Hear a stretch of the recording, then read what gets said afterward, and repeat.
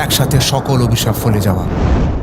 যুদ্ধের ৭০ দিনে দুঃশাসনের মৃত্যু হয়েছে। ভীম তার প্রতিশোধ নিয়েছে, আর এই যুদ্ধে শুধুমাত্র একটাই লক্ষ্য, কর্ণকে পরাজিত করা। দুই মহাযোদ্ধার মুখোমুখি সংঘর্ষ শুরু হয়। একদিকে কর্ণ সূর্যবংশে প্রজ্বলিত আগুন, অন্যদিকে অর্জুন ইন্দ্রের পুত্র কৃষ্ণের সারথি। কর্ণের রথ চালাচ্ছিলেন শৈল, আর অর্জুনের রথ চালাচ্ছিলেন স্বয়ং কৃষ্ণ নিজে। দুই বীর মুখোমুখি, একে অপরকে ব্রহ্মাস্ত্র, নাগাস্ত্র, বায়ুঅস্ত্র ছোড়া শুরু করেছে। সম্পূর্ণ যুদ্ধক্ষেত্র যেন এক প্রলয়ের দৃশ্য।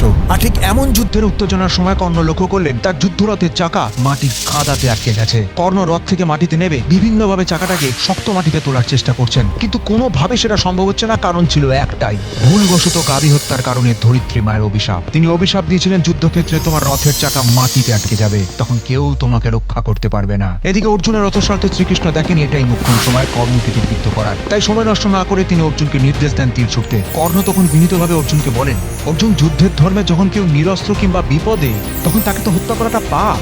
তুমি একটু অপেক্ষা করো, আমি রথের চাকা তুলে নিই, তারপরে লড়াই হবে। অর্জুন কর্ণের এই আবেদন শোনার পরে দ্বিধায় পড়ে যায়, কিন্তু এদিকে কৃষ্ণের চোখে ক্রোধের আগুন জ্বলছে।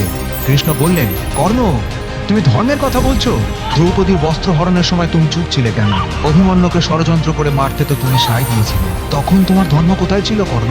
এই কথা বলে কৃষ্ণ গর্জে উঠলেন, অর্জুন, বিলম্ব না করে তীর ছোড়ো। অর্জুন তীর ছোড়ে, কিন্তু কর্ণ তখন অর্জুনের বিরুদ্ধে ব্রহ্মাস্ত্র ব্যবহার করতে যান।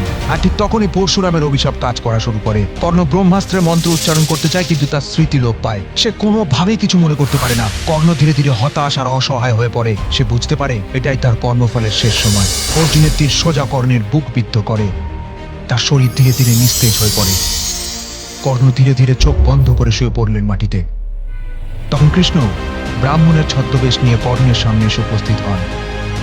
কর্ণ মৃতপ্রায়, কিন্তু তবুও তার চোখে এক অদ্ভুত ঔজ্জ্বল্য রয়েছে। ব্রাহ্মণ বেশে কৃষ্ণ বলেন, বৎস, তুমি কি মৃত্যুর আগে আমায় কিছু দান করবে? তখন কর্ণ কষ্টে হাসে আর বলেন, প্রভু, আমার কাছে তো আপনাকে দেওয়ার মতো আর কিছুই নেই।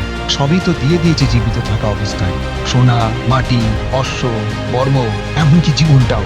এখন কিছুই আর অবশিষ্ট নেই। ব্রাহ্মণ আবার বলেন, তোমার দাঁতে যে সোনার দন্ত রয়েছে সেটা কি আমায় দেবে? বিশ্বাস করুন, কর্ণ তখনও দ্বিধা করেননি। রক্ত মাখা আঙুল দিয়ে নিজের দাঁত খুলে দিলেন, তবুও তার চোখে শান্তি। তখন কৃষ্ণ নিজের আসল রূপ ধারণ করলেন আর কর্ণকে দেখালেন বিষ্ণুর রূপ। বললেন, তুমি সত্যিই দানবীর।